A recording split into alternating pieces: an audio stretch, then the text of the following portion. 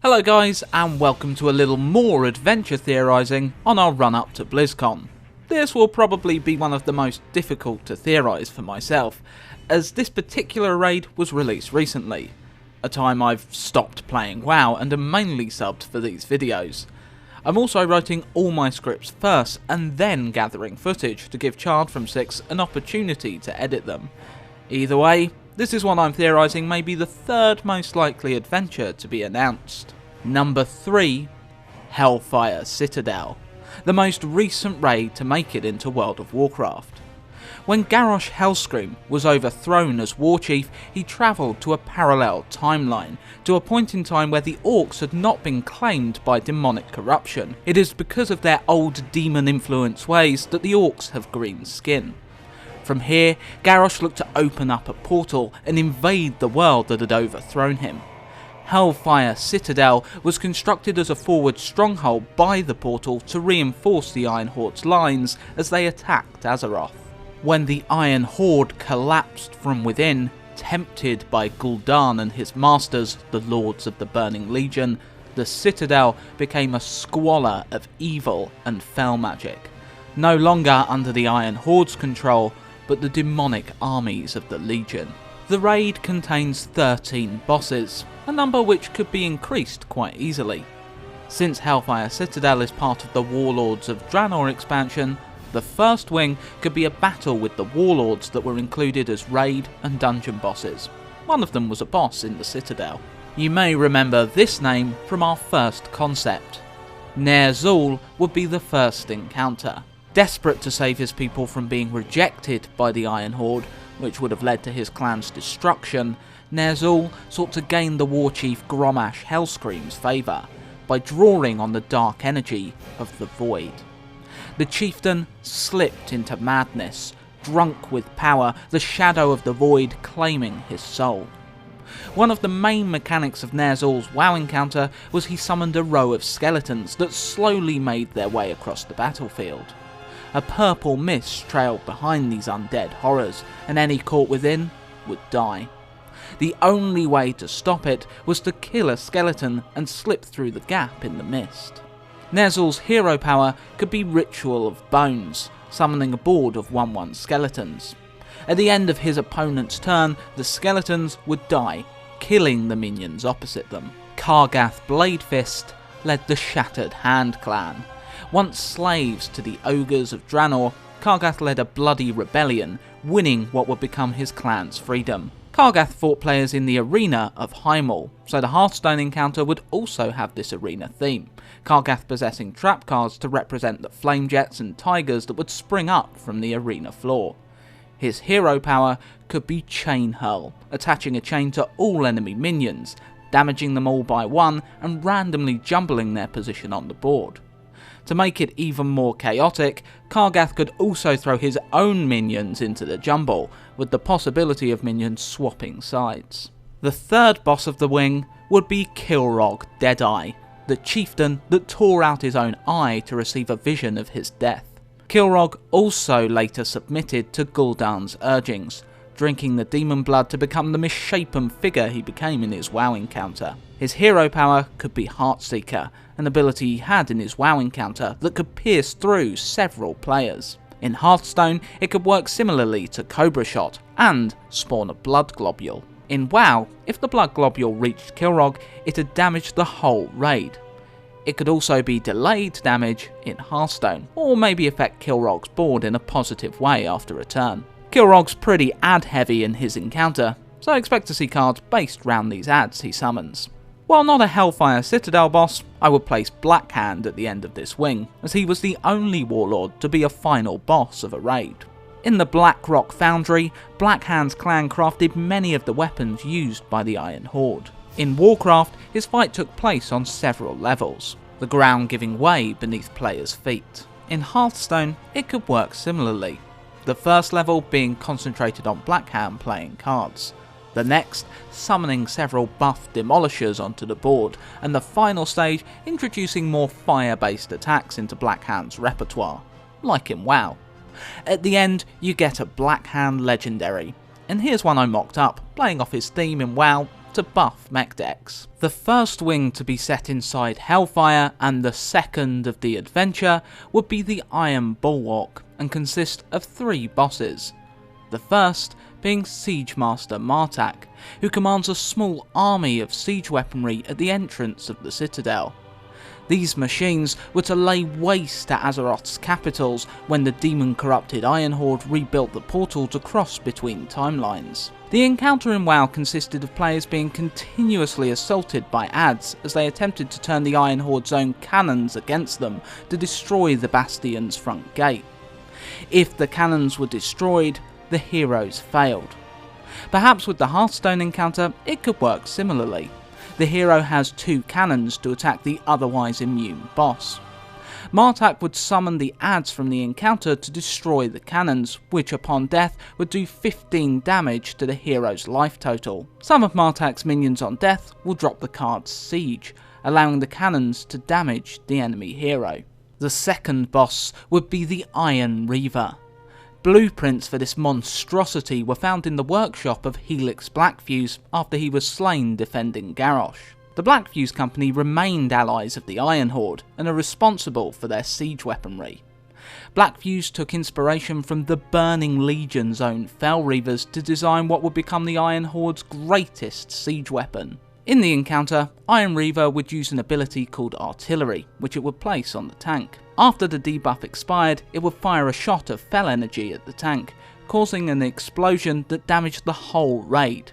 Its hero power could be a play on this in Hearthstone. It could damage a minion for 5. If the minion lived, the damage could spread across his opponent's board, causing an extra damage to every other minion. The final boss of this wing would be Gorefiend. Teron'gor was defeated earlier in the campaign against the Iron Horde, falling to what had been assumed his death in the Draenei Mausoleum, the Orchandun.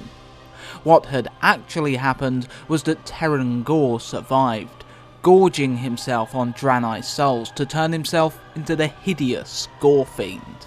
In our timeline, Teron'gor became the Death Knight Teron'gorfiend. In WoW, Gorefiend's fight took place in 2 rooms, the Hellfire Antechamber and Gorefiend's stomach. It'd be cool to incorporate this into Hearthstone, with Gorefiend's hero power being Shadow of Death, killing your hero and dragging them into Gorefiend's stomach. Your hero properly dies if they die in the stomach. The Gorefiend phase is a damaging phase, and the stomach a survival phase. If any minions are left on Gorefiend's board after the stomach phase, then they gain a 1/1 buff. To escape the stomach, players would need to destroy the stomach hero before going back to fighting Gorefiend. His mana reset so he doesn't instantly cast his hero power again. This would reward players with a Gorefiend card that may look something like this, consuming enemy minions and healing the hero.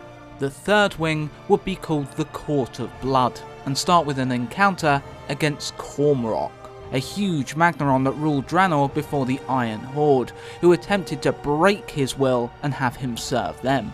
Xul'horac never submitted, until Gul'dan took over as leader.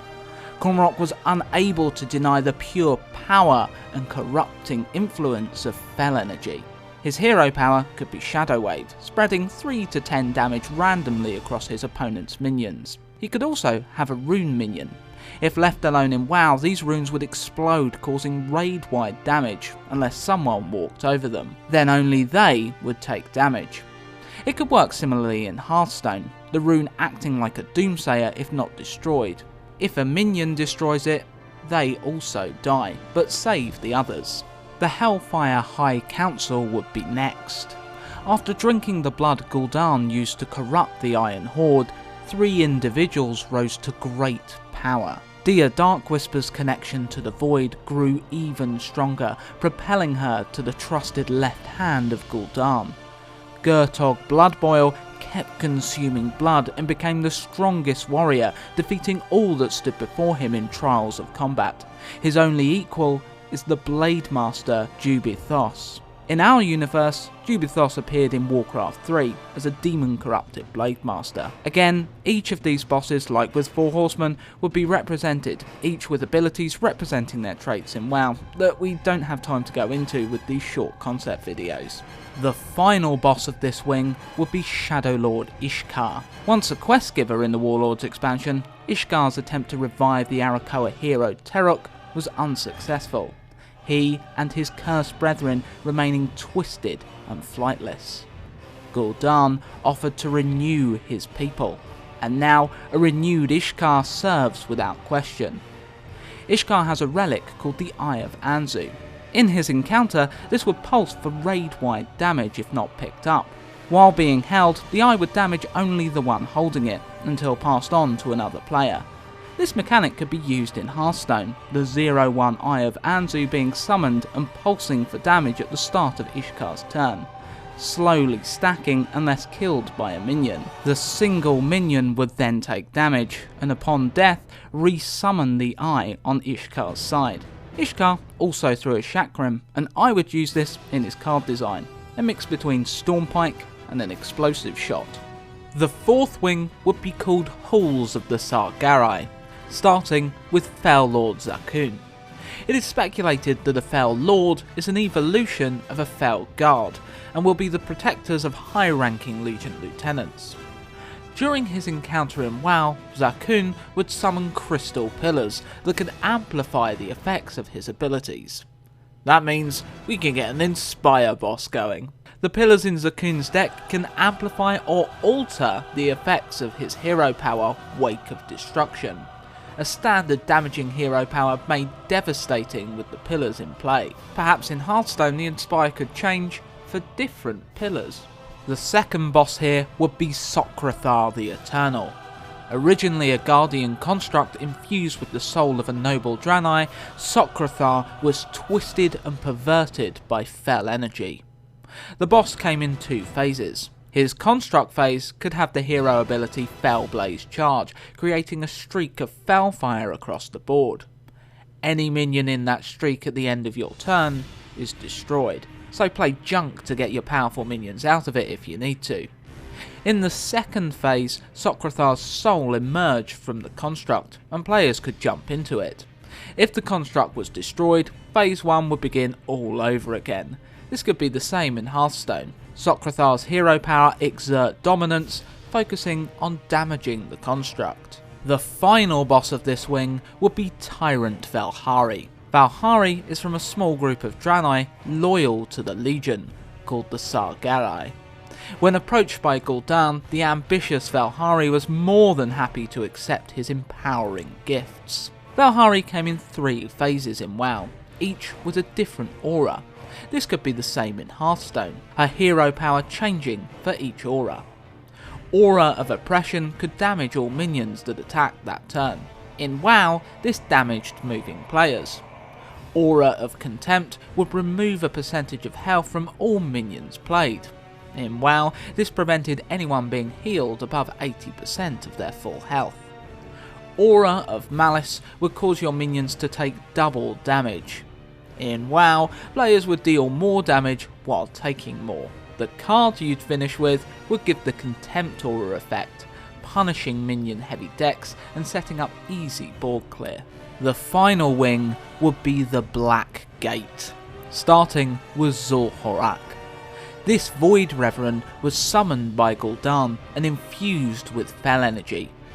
Void Reverends are parasitic in nature, tearing holes in reality and consuming the energies of the beings within. Xul'horac switched between a fel and void form in WoW, with his abilities mixing to become even more potent. It'd be cool to see a mechanic like this in Hearthstone. Now we have a big lore character, Mannoroth, who you can find out about in our Pit Lord video. Advertising. He was killed during the very first cutscene in Warlords, but is resurrected in Hellfire, and it has been his blood fueling the demonic Iron Horde. Bit of a hole in the lore here, but that's for another time. At the start of the fight, Mannoroth is a heap of bones, so you'll need to kill the 3 Fel Iron summoners to actually bring the hero to the board. In Phase 2, Mannoroth's skeleton comes to life, and his hero power could be Massive Blast, either destroying a minion or returning it to the hero's hand. In the final phase, Mannoroth regained his flesh and gained an extra move called Shadow Force, which in WoW looked to push heroes off his platform. To mix this up in Hearthstone, it could push 3 minions together, destroying 2 of them. Finally, we come to Archimonde, one of the most powerful demons within the Legion, and its commander in Sargeras' absence. Like the Lich King, Archimonde's fight is multifaceted, so it could be done in a number of ways. I quite like to see him as a souped up Jaraxxus, not afraid to get into the fight himself while casting a lot of chaotic spells that summon demons to aid him. What would you guys do? I'd also base his legendary round this, summoning 2 meteors that cause 2 damage. If a minion dies, summon an infernal. So, why is this my number 3? Well, firstly, it's a recent raid. It may draw Hearthstone players to WoW, thinking, I wonder what it's like in Warcraft. It'd also bring more Legion cards to Hearthstone, giving their flavour to other classes as well, though I do think Demons should be a Warlock exclusive. However, what goes against this raid is that it's the final raid of what the community have largely called a filler expansion. A shame, because I felt WoD started really strong, with some good endgame content. There's just nothing to do at mid-level play, dungeons being pretty useless for example. There's also no nostalgia connected to this raid, which the last 2 adventures have had in spades. That's my little concept. What did you think? What would you do differently? I'd like to give a little shout out to Fat Boss TV, as their raid guides help me understand the Hellfire encounters, so check those guys out for some solid raid guides. If you enjoyed, like, subscribe, share this video around, and join me next time as we journey into an ancient prison. Happy Hearthstoning.